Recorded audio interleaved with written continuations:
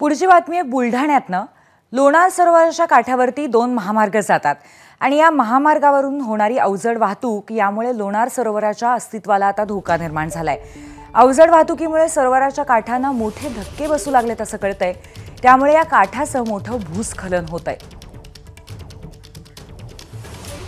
25 ton त्यापेक्षाही जास्त या वाहनांची कॅपॅसिटी आहे आणि ते भरधाव वेगाने या रोडवरून जात असतात। त्यामुळे हे जे आत्ताचं कंपन होऊन काही भाग ढसळल्याचं आपल्याला दिसत आहे, तर तो आणखीही ढसळू शकतो। यामुळे या रस्त्याचे वळण मार्ग होणे खूप गरजेचे आहे व या वळण मार्गाचे कामही चालू आहे, पण ते खूपच संथ गतीने चालू आहे असं आमच्या निदर्शनात आलेलं आहे। तर या कामाला चांगली दिशा मिळावी व लवकरात लवकर हे काम पूर्ण व्हावत व आपल्या लोणार सरोवराची क्षती आपण टाळावी व वळण मार्ग लवकर करावे अशी आमची मागणी आहे। धन्यवाद।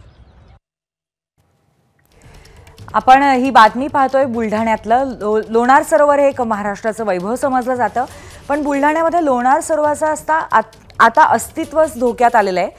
याच्या दोन्ही बाजूनी 2 महामार्ग जातात आणि महामार्गातनं सातत्याने जे धक्के बसत असतात मोठमोठ्या अवजड वाहनांचे, त्यामुळे प्रचंड भूस्खलन काठांचं होत आहे आणि त्यामुळे संपूर्ण तलावाचं अस्तित्व धोक्यात आलंय।